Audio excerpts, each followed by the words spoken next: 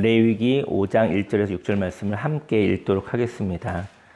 만일 누구든지 저주하는 소리를 듣고서도 증인이 되어 그가 본 것이나 알고 있는 것을 알리지 아니하면 그는 자기의 죄를 져야 할 것이요 그 허물이 그에게로 돌아갈 것이며 만일 누구든지 부정한 것들 곧 부정한 들짐승의 사체나 부정한 가축의 사체나 부정한 곤충의 사체를 만졌으면 부지중이라고 할지라도 그 몸이 더러워져서 허물이 있을 것이요 만일 부지 중에 어떤 사람의 부정에 닿았는데 그 사람의 부정이 어떠한 부정이든지 그것을 깨달았을 때에는 허물이 있을 것이요 만일 누구든지 입술로 맹세하여 악한 일이든지 선한 일이든지 하리라고 함부로 말하면 그 사람이 함부로 말하여 맹세한 것이 무엇이든지 그가 깨닫지 못하다가 그것을 깨닫게 되었을 때에는 그 중 하나에 그에게 허물이 있을 것이니 이 중 하나의 허물이 있을 때에는 아무 일에 잘못하였노라 자복하고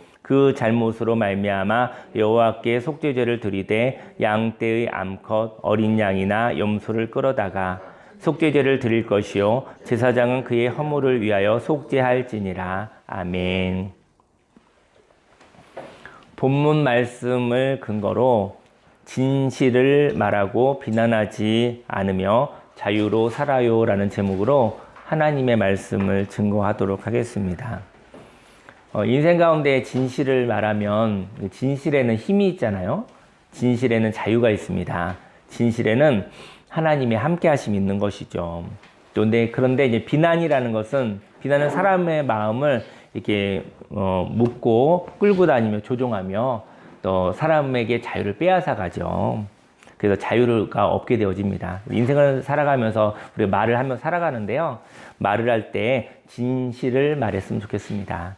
그리고 비난하지 않았으면 좋겠습니다. 진실할 때 하나님의 자유가 있고 비난할 때 또 묶임이 있는 것이죠. 그래서 하나님이 주신 자유로 살아가시기를 소망합니다.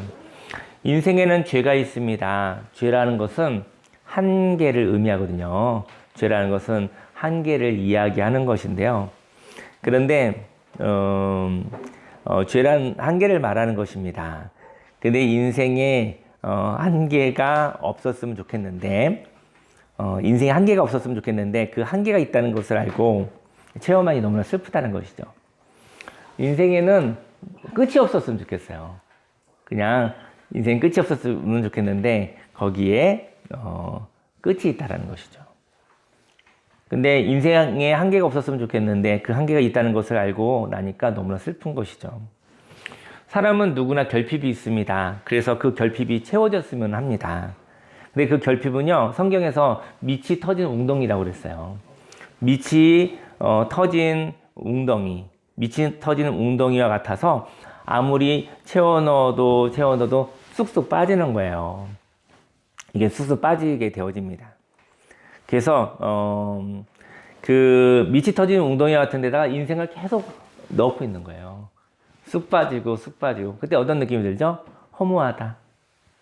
너무 많이 노력했는데 너무 많이 노력했고 너무 많이 인생을 갈아 넣었는데 쑥쑥 빠지는 거예요. 그런 허무함이 인생 가운데 있을 수 있다라는 것이죠. 만일 우리에게 힘이 무한 공급된다면, 저희들도 힘이 무한 공급된다고 한다면요, 결핍을 채우는 것도 참 행복한 일입니다. 힘이 넘치면 계속 채워 넣어도 괜찮아요. 힘이 넘쳐나니까요. 근데 인생의 어느 날 보니 힘이 없는 거예요. 인생의 어느 날 힘이 없고 지쳐 있는 거예요. 저희 여러분들의 인생 가운데, 일이 있죠. 하지만 그 일을 할 때 힘이 빠져서 너무 힘든 거예요. 힘이 있다면 일 계속해도 괜찮죠. 아마도 결핍을 채우는 행위가 그에게 있어서 성취감이 되는 것 같아요. 성취감이 되는 것이죠. 근데 결핍을 채우는 것이 목표가 되어서 목표에 도달했잖아요. 목표에 도달하고 나면 어느새 그 목표는 한 걸음 물러선다는 것이죠. 저희 여러분들 어떤 목표를 달성하고 나면 그 다음에 목표가 또 있어요. 산 넘으면 또 산이 있어요. 산 넘으면 또 산이 있어요. 인생은 계속 산이 있어요. 그러니까 목표에 도달하고 나면 다음 목표가 보이는 것이죠. 그래서 목표가 계속 있습니다. 그래서 저희 여러분들이 결핍을 채우는 것이 목표가 되어 목표에 도달하면 어느새 그 목표는 또 한 걸음 뒤로 물러나고요. 그래서 영원히 도달할 수 없는 목표가 되는 것입니다. 인생에는 상실이 있습니다. 그 상실은 무엇이 상실일까요? 바로 젊음의 상실입니다. 그것은 생명의 상실입니다. 이렇게 생명이 상실되면 결핍을 채우는 것이 성취감이 되지 않아요. 바로 인생이 버거워지는 것이죠. 저희 여러분들이 막 인생을 힘있게 살았잖아요. 근데 어느 날 지치기 시작되어지면은 삶이 너무 버거운 것입니다.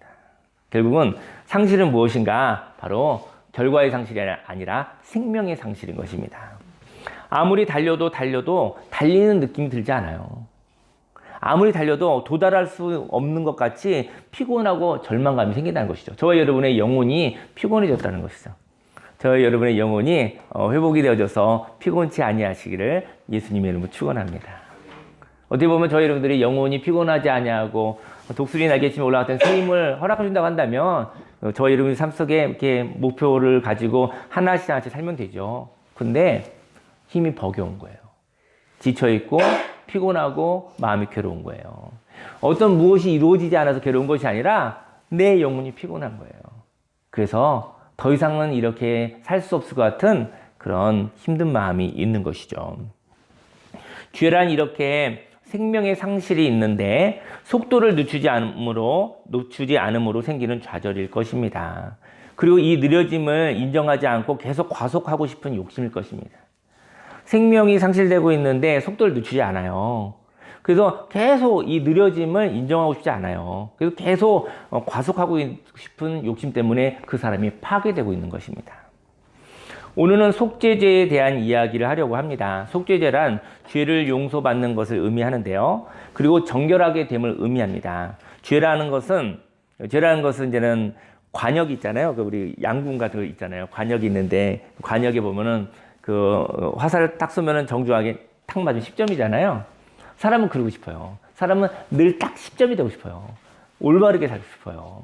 그리고 정확하게 살고 싶어요. 완벽하게 살고 싶어요. 근데요, 인생을 살아보니까요, 아무리 열심히 노력해서 이렇게 화살을 쏘았는데 10점에 늘 맞지 않아요. 근데 10점에 딱 맞지 않았었을 때 완벽주의 기준이 높으면 너무 힘들잖아요. 9점 맞아도 너무 싫죠. 8점 맞아도 싫어요. 7점 맞아도 싫어요. 기준이 너무 높으니까요. 계속 10점 맞고 싶어요. 그런데 만약에 그 관역에 1점이 있잖아요. 관역에만 맞아도 좋다 이렇게 마음은 그 사람은 좀 많이 행복할 것 같아요. 관역에 그냥 하나 딱 맞았는데 1점이야. 1점 10점 맞추면 얼마나 힘들겠습니까? 근데 10점에 비해서 1점 맞는 것은 그래도 조금 많이 쉬운 거잖아요. 이렇게 기준을 낮추면 그 사람에게 행복감이 있을 수 있는 것이죠. 죄라는 것은요, 그 관역에서 벗어남을 죄라고 그래요.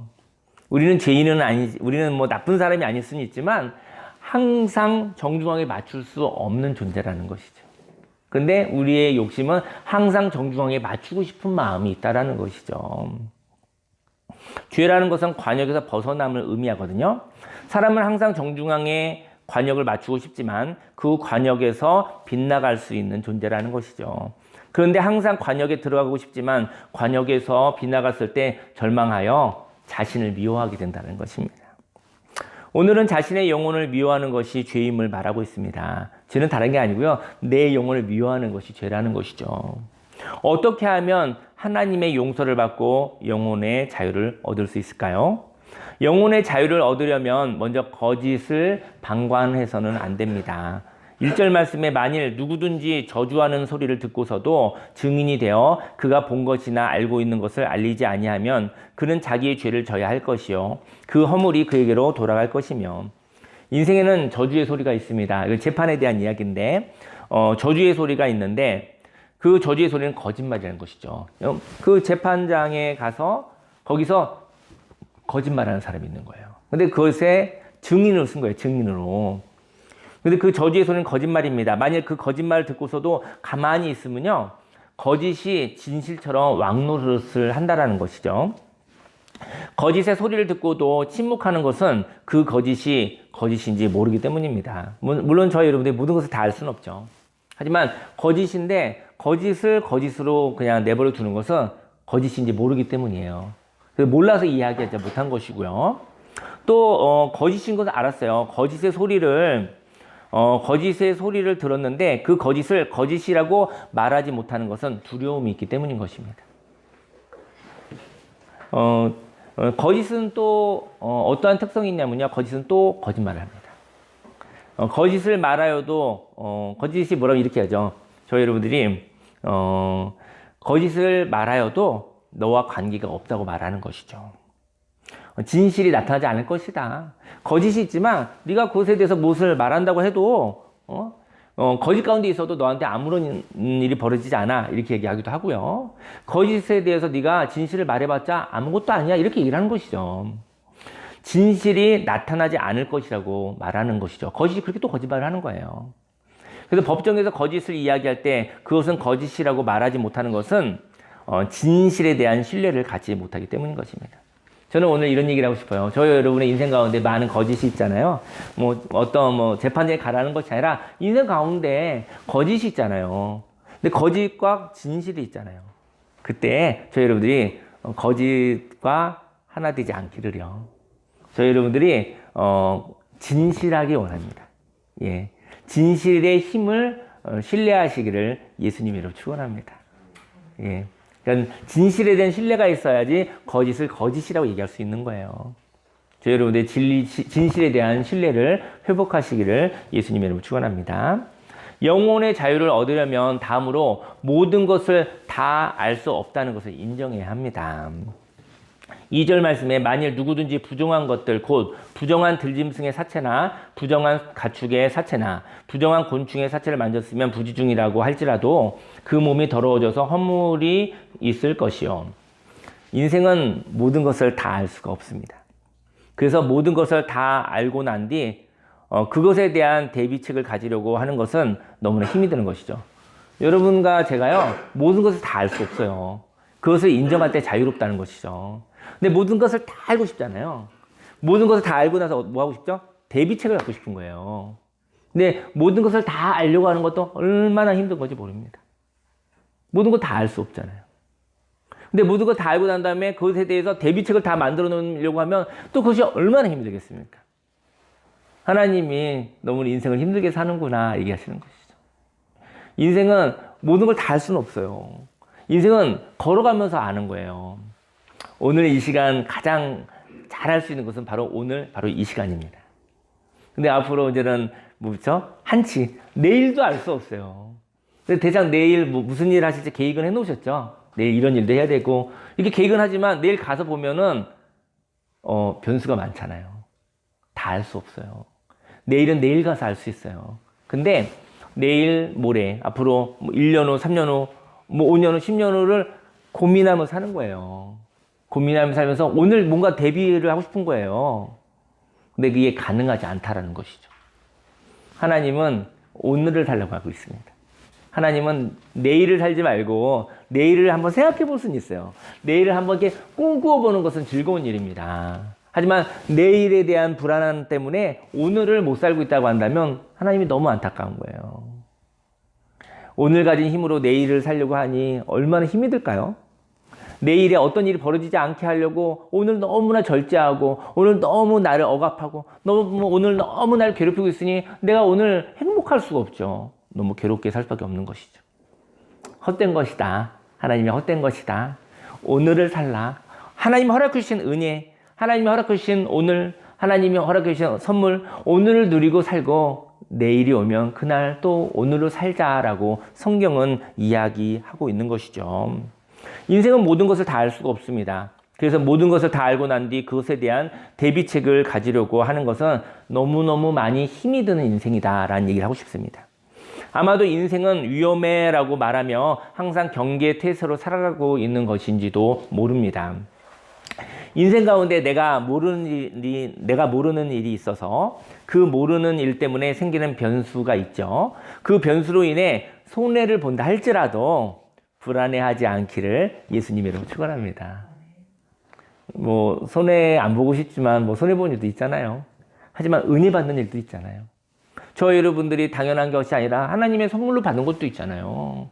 사실 손해 받은 거, 그 다음에 손해 본 거, 그 다음에 죄 때문에 손해본 거, 하나님 때문에 은혜 받은 거, 플러스 마이너스 하니까 사실은 저희 여러분의 인생이 플러스 인생인 거예요. 우리에게 손해는 있습니다. 우리에게 내 인생에 내가 생각한 것에서 어긋난 것도 있습니다. 하지만 하나님의 선물이 있었잖아요. 하나님의 은혜가 있었잖아요. 함께 어우러져서 결국은 저희 여러분의 인생이 은혜라는 것을 고백하시기를 예수님 이름으로 축원합니다. 전염병에 걸리는 것처럼 더러운 것을 만짐으로 병에 걸렸다면 왜 내가 이것을 몰랐을까 책망하기보다는요. 저희 여러분들이 우연히 최근에 3년 동안 코로나가 있었는데 제가 이제는 어제 어떤 분하고 얘기를 나눴는데 참 은혜로운 얘기를 들었어요. 암에 두 번의 암을 걸리셨는데 의사를 잘 만났대요. 의사를 잘 만났는데 그 의사로 인해서 어쨌든 건강을 찾았다고 합니다. 너무나 고맙잖아요. 너무나 고마워가지고 굉장히 명의였나 봐요. 그래가지고 그분한테 인사를 했대요. 아유 의사 선생님 하고 손을 탁 잡고 고맙습니다. 저를 2번 살려주셨습니다. 이렇게 감사의 고백을 하고 싶었대요. 그때 그 의사 선생님이 손을 잡지 않더래요. 왜 안 잡았을까요? 아유 선생님 제 손에 무엇이 묻어 있는 줄 알고 제 손을 잡으려고 하시니까. 왜냐면 이제는 그 암에 걸렸으니까 면역이 안 좋으실 거잖아요. 근데 의사분들은 이제는 질병을 다루는 사람이니까 세균이 있을 가능성이 있잖아요. 사실은 병원에 가서 병을 고치러 갔다가 사실은 감염되는 경우도, 몸이 약한 분들은 오히려 병원에 가서 감염되는 경우도 많이 있습니다. 그러면서 손을 안 잡더래요. 아유 제 손에 무엇이 묻은 줄 알고 고마운 거는 고맙지만 제 손을 잡지 마시죠 라고 얘기했다고 하더라고요. 모르고 사실은 병은 있어요. 세균은 있어요. 근데 몸의 면역이 약해서 사실은 병이 생기는 거잖아요. 그래서 전염병에 걸리는 것처럼 더러운 것을 만짐으로 병에 걸렸다면 그때 자기 자신을 괴롭히지 말자. 왜 내가 이것을 몰랐을까라고 책망하기보다는요. 질병의 증상을 알게 됨으로 기뻐했으면 좋겠습니다. 여러분들이 질병이 생기면 내가 왜 질병이 생기도록 왜 나를 갖다가 관리하지 못했을까? 내 질병이 생기도록 왜 내가 이랬을까 저랬을까 하면서 나를 제2차 가해하여 내 영혼을 목조르지 않기를 예수님의 이름으로 축원합니다. 질병이 생긴 건요. 질병을 발견했으니까 이게 다루면 되는 거거든요. 빨리 알려주신 거죠. 영원히 병에 안 걸릴 사람이 어디 있겠습니까? 영원히 인생 가운데 계획에서 어긋나지 않은 사람이 누가 있겠습니까? 다 그런 모습이 있는데 그것을 알게 됐으니 물론 불편하죠. 불편하지만 그것에 감사하여 하나님의 진리의 말씀으로 다루시고 또 합당하게 행동하시기를 예수님의 이름으로 축원합니다. 자기 자신을 책망하지 말라라는 얘기를 좀 하고 싶어요. 인생 가운데 이렇게 불이익을 당할 때가 있습니다. 그런데 이것을 알고 난 뒤 수정하면 되는 거잖아요. 그죠? 합당하게 또 이렇게 행동하면 되는 거잖아요. 그것이 축복 아니겠습니까? 3절 말씀에 만일 부지 중에 어떤 사람의 부정에 닿았는데 그 사람의 부정이 어떠한 부정이든지 그것을 깨달았을 때에는 헛물이 있을 것이요. 사람과의 관계도 마찬가지입니다. 사람도 모든 사람을 다 알 수는 없어요. 그런데 내가 모르고 어떤 사람의 힘든 모습과 함께 닿았다고 한다면 그 부정으로 인하여 생긴 불편함이 있다고 한다면 그것으로 인하여 속상함이 있을 수도 있죠. 근데 사람 잘못 만나면 힘든 어려운 경우도 있잖아요. 그죠? 물론 사람이라는 존재는 항상 옳고 항상 틀릴 수 있는 존재는 아니죠. 가변적인 존재죠. 저 여러분들도 마찬가지입니다. 저 여러분들은 어떨 때는 하나님의 은혜가 있으면 선한 일을 한두 번 할 수 있는 존재이기도 하고요. 저 여러분들이 또 마음속에 또 완악한 마음이 있으면 또 하나님과 너무 관계없는 어느 누구에게 마음을 아프게 하는 악한 존재가 될 수도 있어요. 저 여러분들이요. 근데 사람으로 생긴 그것 때문에 불편함, 사람으로 생긴 어떤 어려움, 힘듦이 있었을 때 속상함이 있죠. 그런데 이러한 속상함이 저는 원망이 되지 않기를 예수님으로 축원합니다.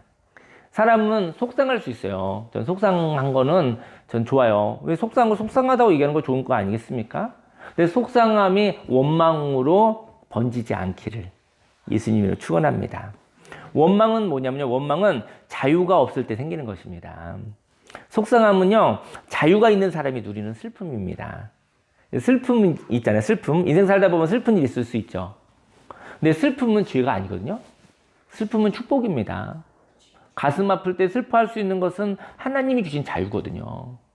근데 우리는 슬픔을 잘못된 것으로 생각할 때가 있어요. 슬픈 일을 겪으면은 그것을 잘못된 것이라고 생각하여 슬퍼하지 않으려고 노력합니다. 슬퍼하지 않음으로 인해서 저와 여러분들의 치유가 일어나지 않는 거예요. 속상함은 자유가 있는 사람이 누리는 슬픔이에요.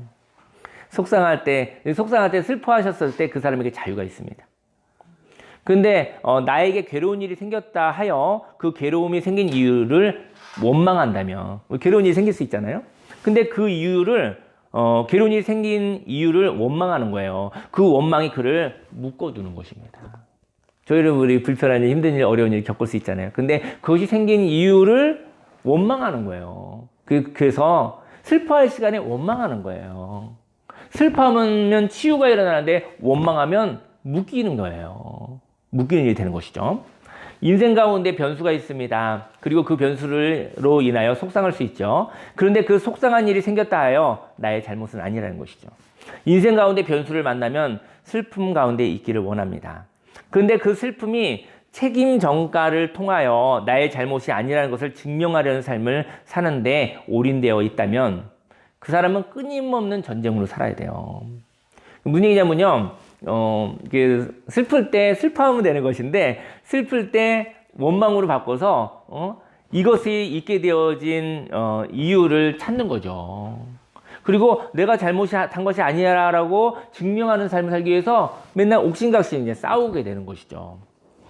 그래서 끊임없는 전쟁으로 살아가 전쟁의 상흔만 가득한 삶을 살게 되죠. 결국은 그는 날마다 싸우는 삶을 살고 있는 것입니다. 인생의 변수가 생기면 그 변수를 자유로 슬퍼하기를 원합니다. 그리고 그 슬픔이 지나가고 난 뒤 힘을 얻고 그 힘으로 문제를 해결하기를 소망합니다. 인생 가운데 문제를 해결하는 것은 있지만 마음에 원망이 가득하다면 마음이 병들어 있는 것입니다. 저는 저와 여러분들에게 얘기하고 싶어요. 슬플 때 슬퍼하십시오. 하나님 안에서. 근데 이 슬퍼할 때 슬퍼하지 않고 이러한 일이 생긴 것에 대해서 범인을 찾고 그에 대해서 누가 잘못했는가 따지다가 원망이 되어진다고 한다면 그의 마음이 병들어 있다는 것을 이야기하고 싶습니다. 영혼의 자유를 얻으려면 마지막으로 잘못이 죽어서 자유를 얻어야 합니다. 오늘 이제 세 번째 얘기를 하고 싶은데요. 잘못이 죽는다. 저희 여러분들이 잘못이 죽었으면 좋겠어요. 근데 잘못이 살아있다는 거죠. 그 얘기를 한번 나눠보고 싶어요. 4절 말씀에 만일 누구든지 입술로 맹세하여 악한 일이든지 선한 일이든지 하리라고 함부로 말하면 그 사람이 함부로 말하여 맹세한 것이 무엇이든지 그가 깨닫지 못하다가 그것을 깨닫게 되었을 때에는 그중 하나에 그에게 허물이 있을 것이니. 인생을 살면서 함부로 말할 때가 있죠. 근데 힘이 있을 때 함부로 얘기하더라고요. 힘이 없을 때 함부로 얘기하지 않아요. 그죠? 근데 힘이 있을 때 함부로 얘기해요. 자신감과 교만함은 다른 것 같아요. 자신감은 담대하게 얘기하는 것이지 함부로 얘기하는 건 아니에요. 근데 교만하면 함부로 이야기해요.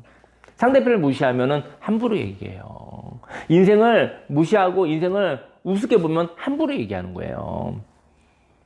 인생을 살면서 함부로 말할 때가 사람은 한두 번 있을 수 있어요. 그 일이 악한 일이든 선한 일이든 함부로 말한 것 때문에 묶여버리는 거예요. 함부로 말하면 해야 돼요. 말하면 해야 됩니다. 맹세라는 것은 반드시 지킨다는 것을 의미하는데요. 그런데 그 맹세가 함부로 되었다면 그 맹세를 뒤집어야 합니다. 저희 여러분들이 맹세할 수도 있잖아요. 약속할 수도 있잖아요. 근데 그게 경솔하게 했을 수도 있어요.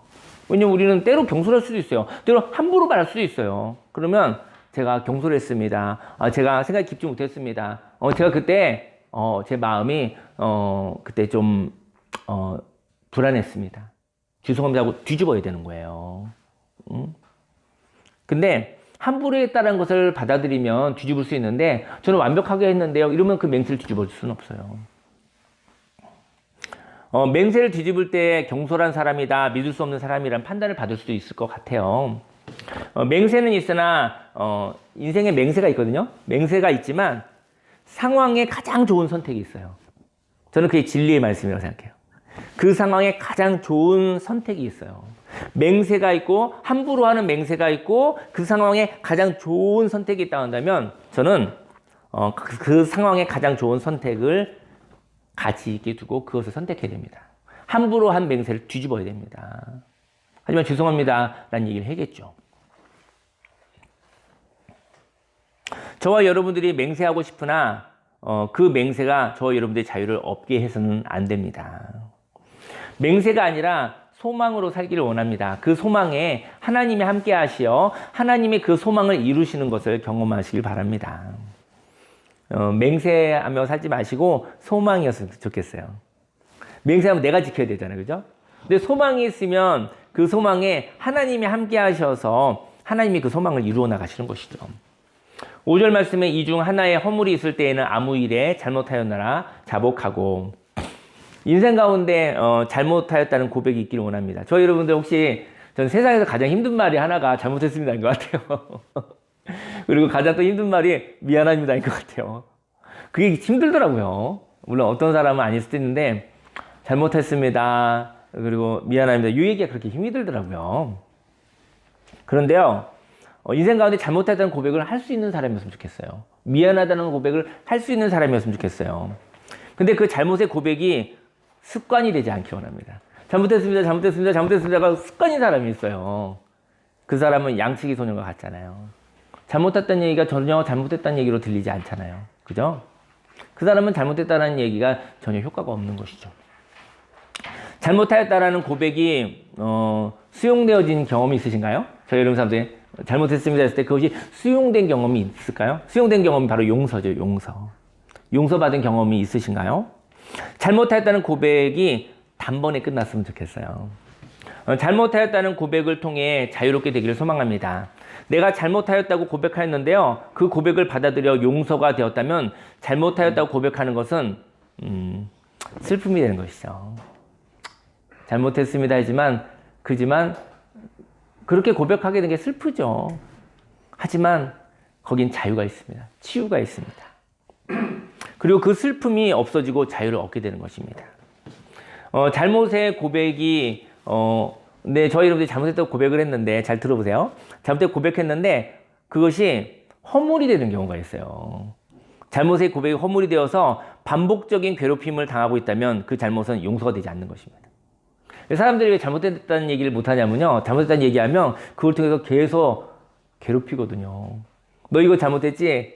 10년 전, 9년 전, 8년 전, 7년 전, 6년 전, 5년 전 잘못했다고 해서 털어주질 않아요. 용서한 거는 잊어먹어줘야 되는데 잊어먹어주지 않아요. 그 내용을 가지고 어떤 일이 있을 때마다 그걸 가지고 같이 공격을 하는 거예요. 그래서 흠잡히고 싶지 않은 거예요. 그래서 잘못했다는 얘기를 하고 싶지 않은 것이죠. 그 잘못은요 없어지지 않아요. 계속 살아 움직여요. 내가 잘못했다고 했는데 왜 잊어주지 않지? 잘못했다고 하면 그냥 없어져야 되죠. 그런즉 누구든지 그리스도 안에 있으면 새로운 피조물이라 이전 것은 지나갔으니 보라 새 것이 되었도다. 잘못했다고 하고 나서 없어지면 내가 잘못했다고 할 수 있어요. 잘못했다고 한다면 그걸 가지고 흠이 되어져서 나중에 죽을 때까지 나를 괴롭힐 이야기로 삼는다고 한다면 어떻게 잘못했다는 얘기를 하겠습니까? 난 잘못하지 않았다고 해야죠. 잘못했다고 얘기할 때마다 그 일 가지고 나를 괴롭히려는 사람들이 있다고 한다면 그 사람한테 잘못했다고 할 수 없는 것이죠. 그 잘못이 없어져야 되는데 계속 살아있다는 것이죠. 잘못이 죽어버려야 됩니다. 잘못이 죽어야 그 잘못은 계속 살아 움직일 수가 없는 것입니다. 요한일서 1장 9절 말씀인데요. 이 말씀 한번 찾아볼까요? 한번 요한일서 1장 9절 말씀.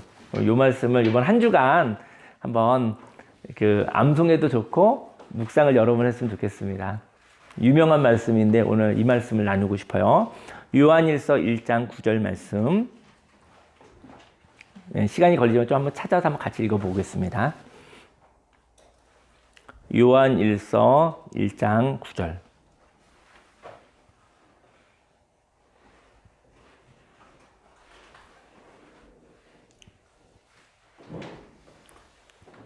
요한일서 1장 9절 말씀. 네, 한번 같이 읽고요. 나중에 또 한번 보시고요. 자, 한번 같이 한번 읽어보겠습니다. 시작. 만일 우리가 우리 죄를 자백하면 그는 미쁘시고 의로우사 우리 죄를 사하시며 우리를 모든 불의에서 깨끗하게 하실 것이요. 아멘. 이거 유명한 말씀이잖아요. 만일 우리가 우리 죄를 자백하면 그는 미쁘시고 의로우사 우리 죄를 사하시며 우리를 모든 불의에서 깨끗하게 하실 것이요. 사람에게 잘못했다 하는 얘기는요, 흠이 돼요, 흠. 사람이 잘못되면 사람 안에 있는 죄성이요, 그걸 가지고 사람을 괴롭혀요. 절대로 용서해주지 않아요. 마음에 기억해놔요. 사람의 마음 속에 있는 또 원수마귀 사단의 거짓말이 그거를 기억나게 해요. 그리고 나서 그 사람을 괴롭히는 도구가 되는 것이죠. 근데 우리 하나님은요, 이렇게 얘기하는 것이죠. 만일 우리가 우리를 자백하면 그는 미쁘시고 의로우사, 하나님은 미쁘시고 의로우사 우리 죄를 용서하신다는 거예요. 우리를 모든 불의에서 깨끗하게 하실 것이라는 거예요. 저와 여러분들이 성령이 충만하셔서 하나님의 마음이 있었을 때 어느 누군가가 저 여러분들에게 잘못을 고하고 되어지면 하나님의 마음으로 용서해 주시기를 예수님의 이름으로 축원합니다. 잊어버려 주시기를 예수님의 이름으로 축원합니다. 6절 말씀에 그 잘못으로 말미암아 여호와께 속죄제를 드리되 양떼의 암컷 어린 양이나 염소를 끌어다가 속죄제를 드릴 것이요 제사장은 그의 허물을 위하여 속죄할지니라. 이제 기도하려고 하는데요. 저는 이거 너무 이제 원론적인 얘기긴 한데요. 잘못이 죽어야 된다. 우린 잘못할 수 있잖아요. 그죠? 우린 완벽하지 않잖아요. 이 시대는 잘못한 것 때문에 힘든 것이 아니라 용서가 없어서 힘든 것입니다. 잘못했다고 했는데, 용서했다고 했는데 왜 그것을 계속 기억합니까? 그리고 비슷한 모양이 나오면 왜 그것을 다 뒤집어 씌워서 화풀이를 합니까?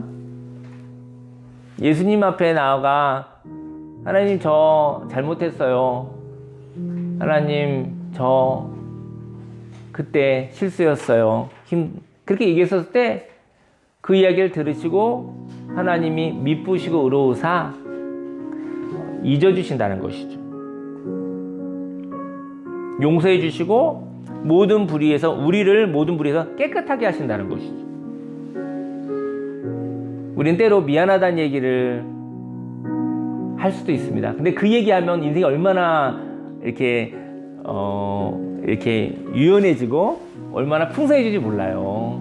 미안하다는 말 한마디면은 모든 것이 회복되어질 때가 많죠. 근데 미안하다는 말, 잘못했다는 말이 그렇게 무서운 거예요. 평생 괴롭힘을 당할 이유가 되는 거예요. 그 말하고 싶지 않은 거예요. 그 말하면 되는데 그 말하고 싶지가 않은 거예요. 그래서 변명해야 되고 증명해야 되고 또 거짓말해야 되는 것이죠. 저는 성취감과 행복감에 대한 얘기 나누고 기도하겠습니다. 인생 가운데 저와 여러분들이 성취감이 있고 행복감이 있는데 둘 중에 무엇을 선택하시겠습니까? 성취하는 것도 굉장히 기쁘죠. 성취가 기쁠 때가 언제냐면요, 힘이 있을 때. 힘이 있을 때는 성취하는 게 그렇게 재밌어요. 하는 것마다 잘 되잖아요. 하는 일마다 되고 되는데 성취감처럼 행복한 일이 무엇이 있겠습니까? 근데 인생의 전반전에 힘이 너무 많을 때 성취감으로 행복할 수 있을 것 같은데 인생을 살다 보니까요, 힘이 좀 빠지고 있다는 얘기를 하고 싶어요. 성취감은 결과거든요. 목표입니다. 인생을 열심히 살아갑니다. 전 속력으로 달려갑니다. 그리고 목표에 도달하죠. 그리고 열심히 살아간다고 하여 목표에 다 도달하는 것은 아니지만 목표에 도달했을 때 기쁘잖아요. 근데 많이 기쁜가요? 목표에 딱 도달하면? 아주 잠깐 기뻐요. 목표에 딱 도달하면 잠깐 기쁘거든요. 도달했구나. 그 다음에 왜 안 기쁜지 아세요? 다음 목표가 있잖아요. 다음 목표를 보니까 또 근심스러운 거예요. 또 막 달리는 거예요. 다음 행선지를 위해서 막 달려가는 거예요. 죽을 힘을 해서 도달했어요. 도달했으니까 기쁘죠. 성취했으니까. 많이 기쁜가요? 잠깐 기쁩니다. 그리고 다음 목표를 또 보는 것이죠. 근데요, 그렇게 살면 허무합니다. 허무합니다. 그 목표까지 이루기까지 얼마나 많이 노력하셨어요? 얼마나 많은 것을 갈아 넣으셨어요? 근데 잠깐 여기 도달했구나까지 하고서 싹 없어져 버려요. 신기루를 잡는 것과 똑같아요. 딱 잡고 나면서 딱 잡았는데 싹 없어져요. 그 다음에 또 있어요. 저기 한 방 또 가 있어요. 그러면 또 막 가서 딱 잡았어요. 그러면 싹 없어져요. 하나님이 이 인생을 사기당했다고 얘기하시는 거 아닐까요? 인생을 그렇게 살고 있는 거예요. 잠깐 잡았는데 싹 없어지는 거예요. 그런데 그 기쁨은 오랫동안 가질 수 없습니다. 왜냐면 그 목표가 또 저만큼 달아나기 때문이죠. 그래서 결과를 찍고 그다음에 또 결과를 찍잖아요. 그게 살아가잖아요. 근데 어떤 결과를 내기 위해서 엄청난 노력을 했잖아요. 인생을 갈아넣는 파괴적인 노력을 하였잖아요. 그래서 그 결과 위주의 성취감은 허무한 것입니다. 왜냐하면 많은 것을 넣었는데 목표에 도달하는 기쁨은요, 불안함 때문에 잠깐 가질 수밖에 없는 것이죠. 내가 이것을 얻기 위해서 이렇게 고생했나?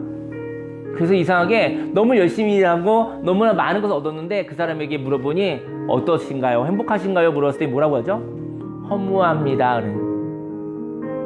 너무 인생을 열심히 살았습니다. 근데 아무것도 잡힌 게 없어요. 인생의 전반전은 힘 있을 때 성취감으로 살아보십시오. 좋습니다. 그런 경험도 필요합니다. 하지만 성취감과 함께 행복감으로 살아가시기를요. 행복감은 과정 중심의 가치관입니다. 어떤 결과를 만났어요? 어떤 결과가 있었죠? 어떤 결과를 만났는데 그 결과가 도출되기까지 과정을 살펴보는 것입니다. 저희 여러분들이 지금까지 지내온 과정을 살펴보는 거예요. 그래서 어떤 결과가 오기까지의 과정 안에 잠깐 머무는 거. 저희 여러분들이요, 찍고 뛰고 그러시면은 성취감은 있는데 허무합니다. 근데 저희 여러분들이 어떤 결과가 딱 생기면 그때 잠깐 머무세요. 머물고 뭘 해야 되는지 아십니까? 뒤풀이를 하셔야 되는 거예요. 여기까지 오기 위해서 이런 일도 있었지 저런 일이 있었지 감정놀이를 하셔야 되는 거예요. 그러면서 여기까지 오기까지 이러이러한 과정들이 있었었지 희로애락을 나눠야 되는 거예요. 그렇게 되어지면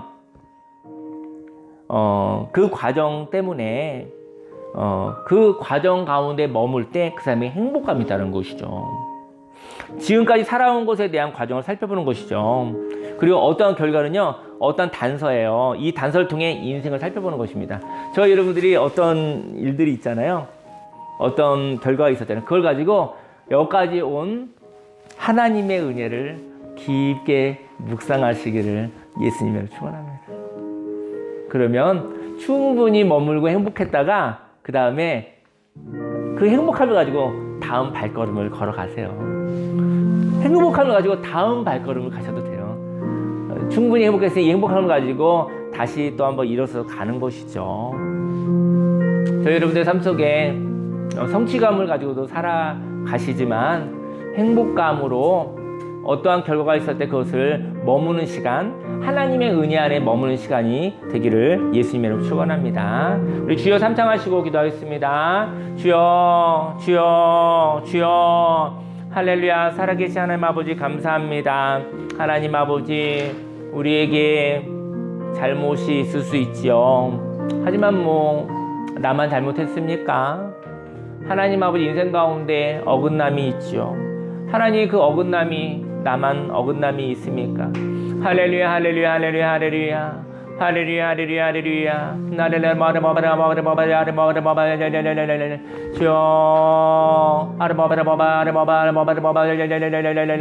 하나님의 놀라운 생명의 역사 아버지 있게 하여 주옵시고, 아버지 주님의 성령의 역사 일어나게 해 주옵시고, 하나님 아버지 인생을 살아가면서 하나님 아버지 진실의 힘을 신뢰하기 원합니다. 하나님 아버지 두려워하지 않기 원합니다. 아버지 거짓을 두려워하지 않기 원합니다. 내 마음에 있는 진실을 말하며 살아가게 하여 주옵소서. 하나님, 그리고 내가 모든 것을 알 수 없다라는 것을, 모든 것을 대비할 수 없다는 것을 인정하게 하여 주옵소서. 자유케 되길 원하곤 합니다. 자유케 되길 원하곤 합니다. 모든 것을 알 수 없기에, 모든 것을 알 수 없는 것 때문에 자기 자신을 비난하거나 책망하지 않게 하시고, 그것에 대해서 왜 대비책을 아버지 만들지 못했기 때문에 그 때문에 또 나를 힘들게 하지 않기를 원하곤 합니다. 하나님 아버지, 하나님 진실을 말하고 그리고 비난하지 않으며 하나님이 주신 자유를 가지고 살아가기 원합니다. 하나님 아버지, 하나님 잘못이 있었을 때도 있습니다. 어긋남이 있었을 수도 있습니다. 그때 하나님 앞에 고백합니다. 자백합니다. 하나님, 내가 하나님 앞에 자백했을 때 하나님은 의로우십니다. 아버지여, 하나님께서는 아버지여 신실하십니다. 아버지, 그리하여 아버지 우리의 잘못을 아버지 용서하여 주시고 아버지 새롭게 하여 주시고 다시 기회를 허락하여 주십니다. 잊어버려 주십니다.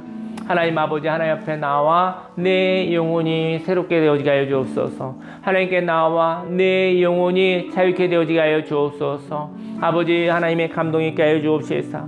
아버지, 성령의 감동 있게 하여 주시사. 아버지여, 때로 인생 가운데 잘못함과 또 미안함과 아버지 또 슬픔의 얘기를 나눴을 때 그것을 용납하고 용서하고 수용하고 존중하고 아버지 그러한 모습을 가졌었을 때 우리가 회복이 되어짐을 주 앞에 고백합니다. 아버지 다시 새롭게 되어짐을 주 앞에 고백합니다. 하나님 아버지, 하나님 앞에 와서 하는 고백이 용서함이 있으며 아버지여 우리를 새롭게 함을 주 앞에 고백합니다. 그런 중 누구든지 그리스도 안에 있으면 새로운 피조물이라 이전 것은 지나갔으니 보라 새 것이 되었도다. 하나님 아버지, 하나님의 놀라운 생명의 그 능력으로 아버지 살아가게 하여 주옵소서. 하나님 앞에, 주님 앞에 더욱더 가까이 나아가 살아가게 하여 주옵소서. 하나님 감사합니다. 은혜입니다. 아버지, 지금까지 살아온 모든 것이 은혜입니다. 아버지, 그 은혜를 생각하니 오늘 나는 행복합니다. 하나님 아버지, 열심히 일하고 열심히 달려왔었던 사람에게 하나님께서 참 잘하였다고, 하나님께서 참 잘하였다고 칭찬하여 주옵소서. 응원하여 주옵소서. 그의 수고를 하나님 기억하여 주옵시고, 하나님 아버지, 하나님의 은혜와 아버지께서 함께 해주신 그 은혜와 함께 동행하며 살아가게 하여 주옵소서. 예수님의 이름으로 감사하며 기도드렸습니다. 아멘.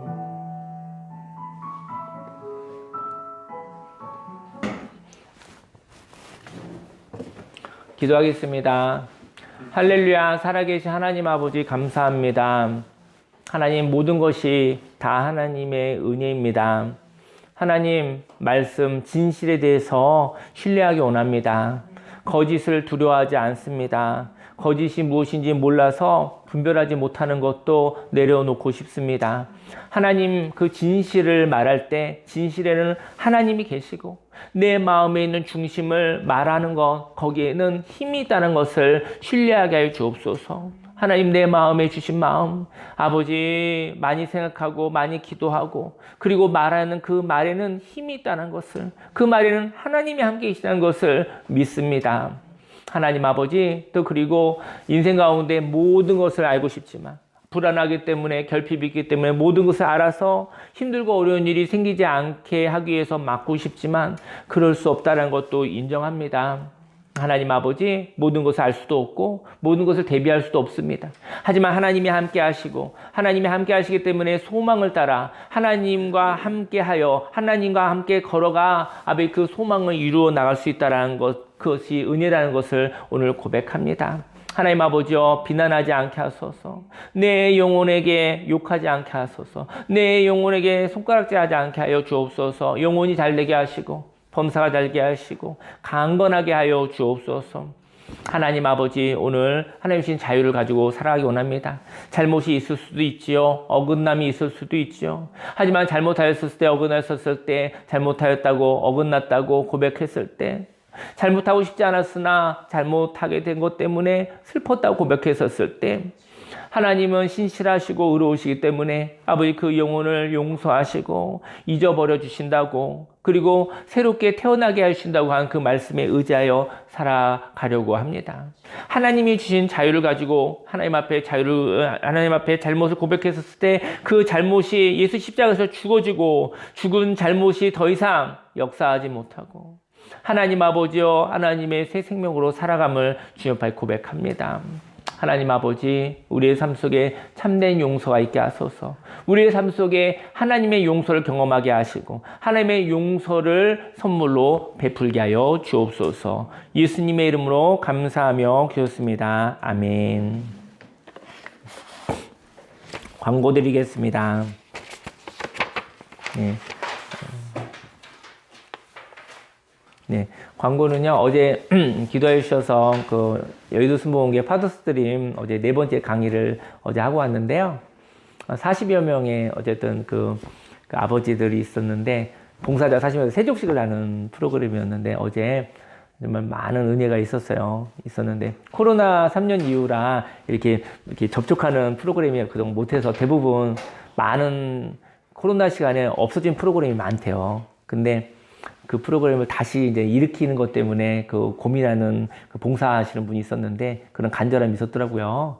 그래서 가서 섬기고 왔는데, 근데 이렇게 뭐 세족식을 하고 함께 껴안고서 이렇게 쭉 기도를 하는데, 그런 얘기를 하시더라고요. 기도가 끊어지지가 않았다고. 그래서 이제는 이제 지원자들 마음이 좀 뜨거워지셨나 봐요. 그래서 기도를 탁 하는데, 같이 봉사하셨던 분이 같이 기도하다가 기도를 멈춰있는데 기도 안 멈춰져서 기도를 더 할 수밖에 없었다고. 그래서 근데 그런 진실과 그 순수한 마음속에 있었던 그 기도 때문에 많은 은혜를 받았다고 얘기를 들었습니다. 그래서 저는 어떤 얘기를 하고 싶으냐면, 저희 여러분들의 마음속에 있는 그 뜨거운, 그 따뜻하고 시원한 아름다운 그 진실을, 그 하나님을 믿으시기를 예수님 축원합니다. 어쨌든 감사드립니다. 잘 다녀왔습니다. 그리고 다음 주 제가 금요일 날, 그 토요일 날 대구에 가요. 대구에 이제 이별학교 하소연 모임을 하러 가는데, 6명이 모였대요. 그래서 그곳에 그 모임 잘 섬기고 올게요. 그래서 그곳에 또 대구라는 곳에서도 이런 마음의 이야기를 나눌 수 있는 치유의 모임이 생길 수 있도록, 그리고 또 울산도 와달라고 하고 여러 군데 와달라고 하는데 점차적으로 가야 될 것 같고요. 예, 모두 다 강화에 올 수는 없으니까 전국에 이렇게 마음의 이야기를 하고, 마음의 얘기를 하소연하고, 이렇게 풀려질 수 있는 그런 치유의 모임이 생길 수 있도록 기도를 부탁드리겠습니다. 네. 자리에서 일어나시겠습니다.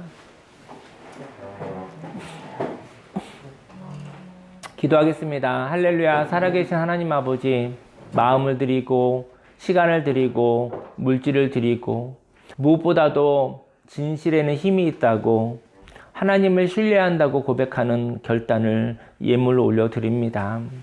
하나님 아버지, 그리고 오늘을 살라고 하신 주님, 하나님 걱정하지 말고, 염려하지 말고, 불안해하지 말고 오늘을 나와 함께 살아가자고 하는 주님의 그 말씀에 순종하는 결단도 예물로 올려드립니다.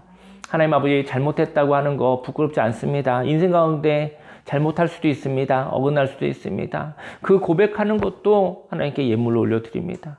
하나님의 용서를 받고 자유롭게 살겠다고 결단합니다. 이 결단을 예물로 받아 주시옵소서. 하나님 축복하시사 100배, 60배, 30배 열매 맺어 내가 살고 가정이 살고 교회와 사회가 살고 대한민국이 살고 온 세계 열방이 다시 살아나게 하여 주옵소서. 부흥케 하소서. 회복시켜 주옵소서. 기쁨으로 받아 주시옵소서. 예수님의 이름으로 기도했습니다. 아멘.